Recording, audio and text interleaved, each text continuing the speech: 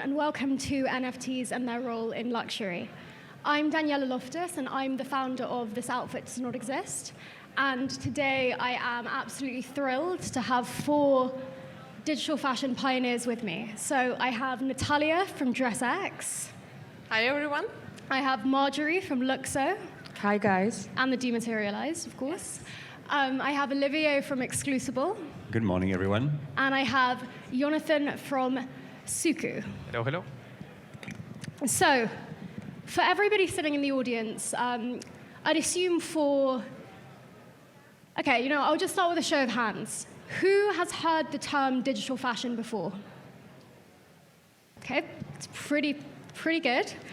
But for those who don't know what digital fashion is, I would define it as any worn garment created in the digital realm.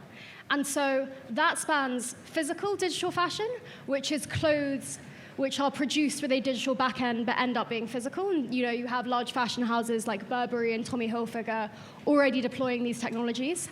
You have what I would call phygital digital fashion, which is a combination of the words physical and digital, and it's digital fashion which is worn on human beings, either through AR filter or through digital render. And then finally, you have fully digital fashion, which is currently a $50 billion market. And that is in-game skins, and with the NFT boom that's happened over the past year, it's also the clothes which can be worn on PFPs, so hats for Bored Apes and all of that kind of stuff. What is very interesting about the digital fashion environment as it stands is there is quite a chasm between wearers and owners. So platforms, like Fortnite, which have incredible traction in the digital fashion space, allow people to wear their garments, but they aren't actually the owners of these garments. So first of all, if the platform goes bust, you lose your asset completely. And secondly, you can't monetize that asset, nor can you port it into varied environments. So what you can think of the equivalent of in the physical world is you buying an amazing outfit for a party, but having to take it off as soon as you leave. That really reduces the value. And then in terms of the collectibles, in general, the stuff you buy on OpenSea can't be worn. And so today what we're going to be discussing is the role of blockchain and NFTs in actually this element of digital fashion ownership. Everybody on the stage is pioneering in this space, and we're also going to discuss a little bit about how large brands can integrate. And just like a little plug from me, I'm actually building in this space at the moment, and I am in a desperate search for developers and a CTO. So if anybody knows anybody, please come and speak to me after the panel. So without further ado, I would love each of the panelists to just begin by introducing themselves in their own words, speaking a little bit about the USP of their platform or technology, and actually how the part that blockchain has to play. So Natalia, we'll start with you. Sure. Thanks for the intro and for giving perspective to the audience about the digital fashion market. And I'll start from the invitation for everyone to actually try digital fashion. If you haven't done it yet, it's a great opportunity to do it now. There is an amazing corner of digital fashion companies, and it's a very unique situation when all the companies who are pioneering this space are all in one physical space, actually. And at DressX stand, DressX is a company which I founded together with Daria Shapovalova in August 2020. We have the opportunity for you to actually wear digital fashion through AR. So just step by and see what it is. And this is one of the forms which is the most affordable and the most inclusive today, because everyone can step into this world. Everyone who has a phone can actually start wearing digital fashion. It's not that difficult. You just download the DressX app, you choose the outfit that you like, and you can wear it. And that's the first use case. You can also wear digital fashion on the pictures, 2 main that we are focusing on. And of course, here we are in this NFT stage, so there's no way to avoid this topic because digital goods eventually all will be distributed as NFTs. And right now, it's a transitional moment. It's a transitional moment for the fashion industry to kind of get digital and for digital goods to get into blockchain. So those processes are happening in a parallel. And it's a very interesting space to watch. But yeah, just to get back to the initial question about introduction, my background is in traditional fashion industry for over 10 years, running the Fashion Week, like together with Mercedes-Benz Fashion Week, and running the showroom in Paris, working with the major stores from like Revolve, Net-a-Porter, Farfetch, Lane Crawford. We worked with everyone, and we learned a lot about like drawbacks of the physical fashion and like how inefficient it is. And for sure, we believe that the future of fashion industry and the future of every industry in the intersection with technology and with other industries. And that's why we implement this vision in DressX.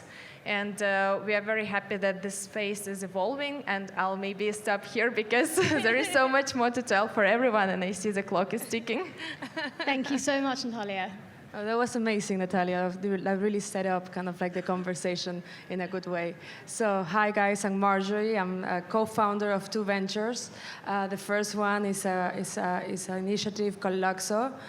Me and my co-founder Fabian, we started LUKSO in 2017, basically with the vision of bringing blockchain technology outside of this financial narrative and into powering the new creative economy.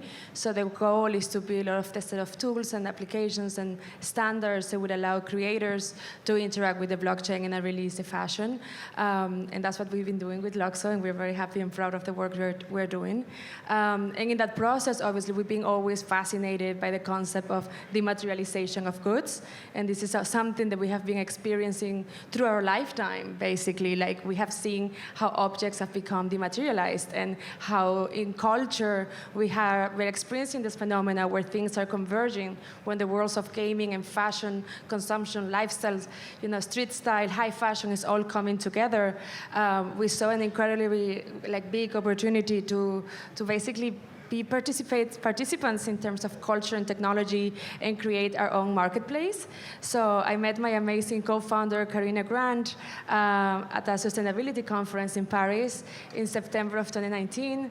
And then 2 weeks before the lockdown in February of 2020, we decided to start the Dematerialized. And we didn't get to see each other for 9 months. So it was a big challenge, building a company with somebody that you cannot see in the real world. And the Dematerialized really kind of embraces the ethos of decentralization and dematerialization. And basically, our vision is to build an experiential marketplace for fashion NFTs, for digital fashion NFTs, and with a very strong focus around utility. I think this is something that is definitely missing from a consumer's perspective, especially when we enter outside of the blockchain world and into mainstream consumption. That ownership of the NFT should be the first step into entering a relationship with the brand, into building a community, into accessing an array of super cool post-purchase experiences. So this is something that we're very passionate to focus on. So that's what I do. Amazing. Amazing. Olivier. All right. To you. Good morning, everyone. So I'm Olivier. I'm based in New York, and I spent my entire career in luxury. I worked at Cartier for 18 years. Then I was managing director of Goyard, and then CEO of Bastide, which is a French beauty brand. And so I have a very traditional heritage luxury brand background. But a few months ago, with some of my associates, we launched Exclusible, and we decided to basically help luxury brands start their journey into Web3. So what we do, Exclusible, it's an NFT marketplace for luxury brands. The idea is that we saw, of course, that there are so many marketplaces in the NFT space, but most of them are really positioned for the creator economy or art, and they have different type of positioning. So we basically started the journey of saying, let's build a space which is positioned and respects the brand equity, and it gives a lot of expression to luxury brands to really express their identity, who they are, their storytelling, their content, and let's make them connect with a community of NFT collectors, crypto native, but ultimately, our thesis is that we want to bring non-crypto audience into the world of NFTs, and we want to democratize this new technology. So Daniella, just to get back to the question about blockchain, when it comes to luxury, of course, there are so many different applications of the blockchain. One is about traceability and transparency in the supply chain, and we have a few companies doing amazing job with that. Another application is the concept of digital twin, where you can have like a digital version of a physical product. What we do, it's really on the concept of collectibles, and collectibles can take many different forms. And for us, it's really opening a new way for brands to open a new division. It's like a new business division within their brand architecture, where they can express their creativity without any boundaries by creating something that they have never done before in a purely digital realm. And it's tokenized. It's sold as NFTs. And then the codes of luxury are the same. We're talking about emotions, about scarcity, about creating desirability. Brilliant, thank you so much, Olivier. And finally, Yonathan. Hey everyone, my name is... Hello. My name is Yonathan Lapchik. I'm the CEO of Suku. We help brands become more transparent, authentic, and digital.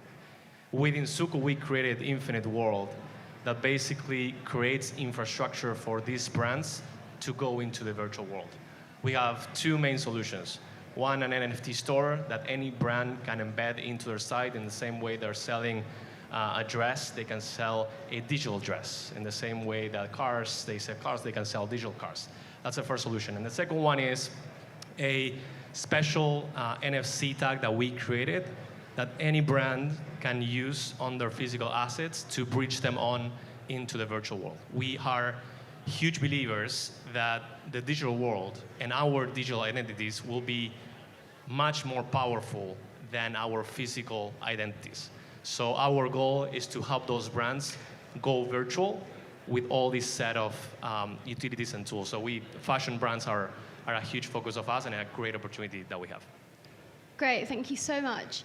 I loved what you said about essentially this idea of digital identity. And so, Marjorie, I know that with LUKSO, what you're doing is you are working on the way those identities are established and those identities are retained. And one of the things that I think is particularly interesting about digital fashion is that you're not tethered to a set of biological characteristics anymore, nor are you tethered to the same financial restrictions you might be in the physical world. What's very interesting about that biological element is that people who would otherwise feel intimidated or not want to participate in the fashion industry because it's a hybrid and it's, curating a version of your physical persona can actually participate in creation, making actually the body and the identity that they formed from scratch, which can therefore increase their engagement with physical clothes. But what I would love to talk to you about, Marjorie, is the way that you see identity in this space. What are the key components that are needed to incentivize people to participate in fashion? How does identity link back to that? That's an amazing question, and we spend a lot of our time talking about identities. And effectively, at the end of the day, that digital identity of yourself or certain parts of yourself is the gateway, it's the paramount piece in order to enter ownership and value within this dematerialized world, within the metaverse or the internet, however you want to call it. And that identity really has to be in control of the user. It really has to be under control of the creator. So it has to be platform agnostic. It has to be decentralized. And it has very little to do with our hard identity, like our passports and our ID, but it has about like our online presence. And right now, we don't own our identities on-chain and on the internet, and that's a big, big problem. So we want to make sure, and one of the things that LUKSO, and particularly my co-founder Fabian, is very passionate about, is about creating those set of standards that would allow people, basically anyone, to have the control of their identity. And that identity had to be composable and compatible and all of those things that needs to be, but basically it's having those key components. And that identity is the place for where basically you start interacting from the place that you start issuing goods, you start issuing NFTs, you start issuing digitals. So that's the key part, right? And that's, as a consumer, as a brand, that's the place of interaction. And how do we bring the fashion community is by making the user journey really simple. Like right now, the system is just broken. Like we have wallets, but we are still people. So we need profiles. We don't need a wallet. We need a proper decentralized profile from which we manage several accounts. We can manage several profiles. Like I love gaming.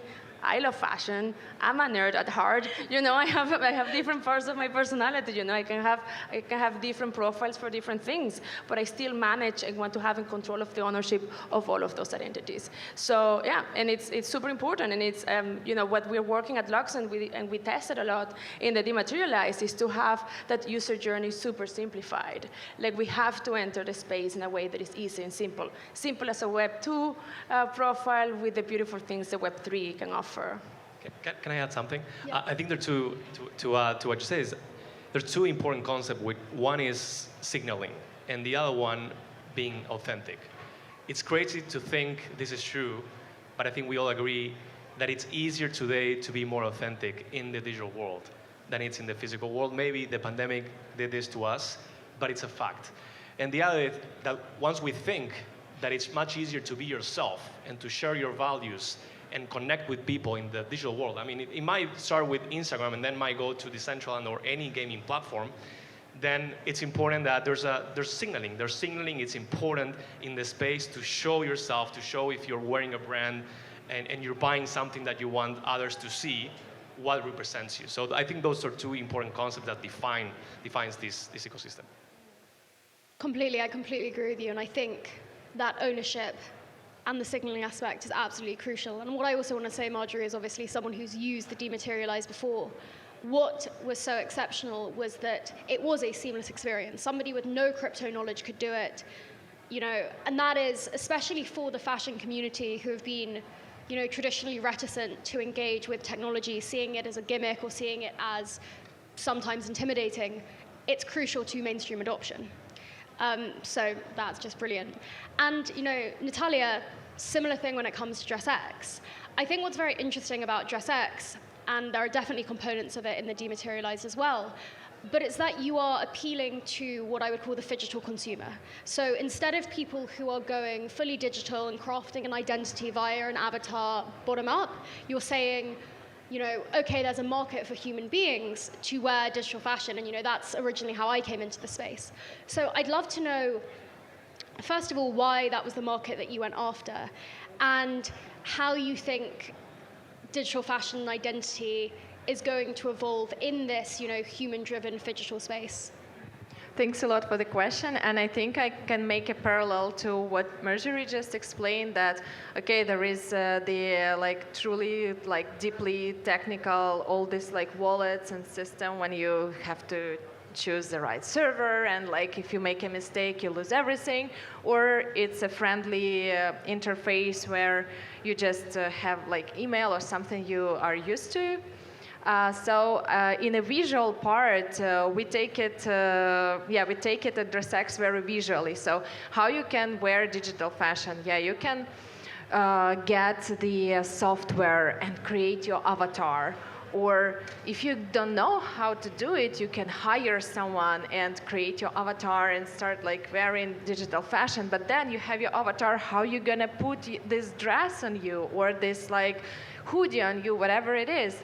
And that's the point, that actually it should be simple to use for everyone. And not everyone is playing video games or not every. It's a huge market, yes. And this is a little bit a different audience. But okay, speaking about metaverse, how many people here have accounts in different metaverses, multiverses? You see? And it's an event that is dedicated to metaverse and like everything blockchain and everything digital. Think about people, you exit the door and how many people and ask, and you will have 0 hands or maybe 1. But we are all in social media. How many people here have account in social media? You see, that's the difference, right? So that's the point.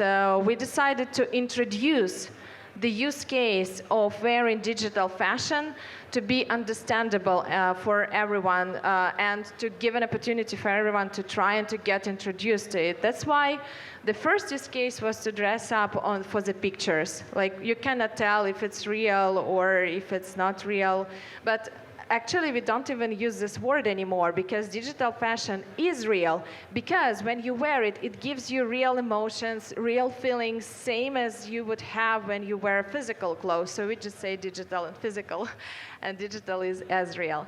So that was the main case to introduce, and it was a lot of like work, educational work to introduce this concept. And still, I believe we are a bit far from mass adoption. There is still an opportunity, but people already know about it, but not a lot of people are actually like trying, doing something in this space. That's why I think everyone here on this stage are big advocates and encouraging people just to try and to see what it is for you. So, for example, next of the use cases that we will be having, a part of photos and AR will be wearing digital fashion for the video calls, because this is very obvious use case. So you take calls every day, right? So you can dress yourself up for that. Of course, we still do like Decentraland skins and some gaming skins integration. But that's more for showing that it is also possible. But when we speak about mass adoption and democratization of fashion, and which is very important for digital, that's the way. However, there is a space for luxury in digital fashion as well, and enabling it as NFTs and putting the items on blockchain where it can be scarce, when it can be exclusive, when it can be like resellable, when it can have a secondary market. That's, of course, creates the space for luxury digital fashion. And that's our next step as well, introducing this part. We already have certain items as NFTs. Only the owner can have access and wear it, but that's like the process, and everyone is contributing.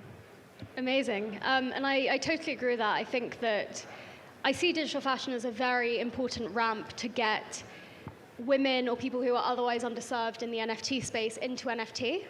And also the utility element. You know, you have kids coming up who want to wear this stuff in game, who can then become collectors in the future. And I think, exactly as you're saying, digital fashion is a really interesting and early ramp into digital fashion, because at the moment we spend, I think it's 7 hours, 11 minutes a day looking at screens. And, you know, we have these carefully curated virtual lives. And so we already understand that form of virtual interaction. So then moving it into the metaverse as things evolve, I think that's very, very easy. So thank you very, very much, Natalia. Olivier, and I'll also actually extend this question to Yonathan as well.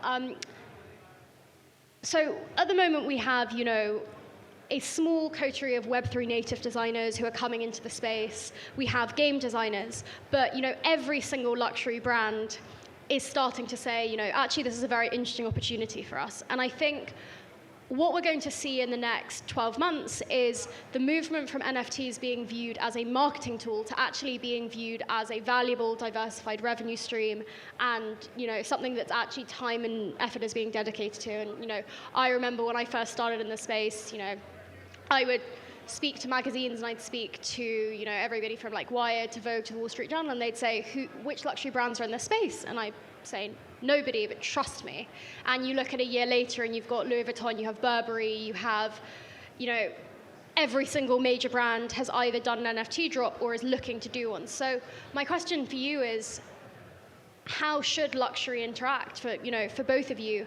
And I think it's interesting because you've created obviously this platform and this marketplace, and Yonathan, what you're enabling is this idea of white label and proprietary marketplaces. And so, how do you think they should interact with the metaverse, these major established brands? Yes, so the way we see it, it's basically the rise of a new consumption model, which is virtual commerce. And where your crypto wallet is basically the central point connecting a brand into a community. And then it's kind of like the new CRM program is the crypto wallet. And I completely agree with what Marjorie was saying, that we need to evolve towards much richer experiences in terms of your crypto wallet, and that's the interaction with that. But what's the point for luxury brands to go into that space? So first of all, they'd never do things without an objective which is linked to a commercial endeavor. And what's happening right now with the trends in gaming, the going towards mass adoption of crypto, which is the third favorite security for millennials, and is the second favorite security for Gen Z. All the trends are leading towards a future where people are going to buy products and digital assets that do not exist. It's already there. You guys are doing it, and you are the pioneers, you are the leaders, and we are at the very beginning of that. But there will be mass adoption in the future. And so brands are starting to wrap their minds around the idea that, okay, we can sell something that actually does not exist. But once we say that, what does it mean? How do we create something of value for themselves, value for the community? And that's really the anchor, that's really the foundational point, is to say that you can express your creativity as a brand. You can be part of culture. You can be part of the taste economy in a completely new way. And you will have new business divisions where digital designers are going to sit next to physical fashion designers out of fashion schools, and they will create collections which all live in harmony within the umbrella of the brand. You just express very different facets, different dimensions of a brand. It's all going to be done elegantly and harmoniously. It's not in opposition. Retail will always be alive. Retail will never be dead. Retail is necessary to basically have a physical expression of a brand and a connection at an emotional level, at a more experiential level. But then once we go into the digital world, time doesn't apply. The laws of physics do not apply. There is absolutely zero limit in terms of the type of creativity and experience that brands can propose to the world. And so, of course, with NFTs and blockchain, then all of a sudden you have an ability to create that ownership, to create that scarcity, and to monetize in a way that actually makes sense for everyone. But again, the concept of community, it's really the fundamental, because from e-commerce, you go from a brand sells products to a customer. That commercial transactions happens on specific platforms or specific stores. The building of the community and the actual engagement and relationship happens outside of that transaction. Whereas with NFTs, there is kind of like a reconciliation of both, where the NFT, it starts from a transaction, but then it gives rise to basically a much richer and much more authentic type of engagement and relationship between a brand and its audience. 100%. Thank you so much, Olivier. And then I know we have to wrap up, but Yonathan. That's a great response. I'll just add one thing is their audience. All these brands are looking to see who are going to be their buyers in 20 years. Gen Z is the response. So our advice is move slow. We are learning from this together and try to build from the foundation. Don't go, to me, and you might disagree, but don't go purely digital, because you already have an incredible foundation. You already have buyers, you already have a community. Try to build from there. Maybe there's a bridge between the physical and digital, but focus on what your next 20 years and buyers for those stages are going to be, and the answer is the digital world. So I will make a small correction. I would say in 20 years, the consumer will be Gen Alpha, and they give a shit about traditional luxury. Ooh. Wow. Okay. So thank you, everybody, so much for listening, and thank you so much to our absolutely fantastic panelists. Have an amazing rest of your day.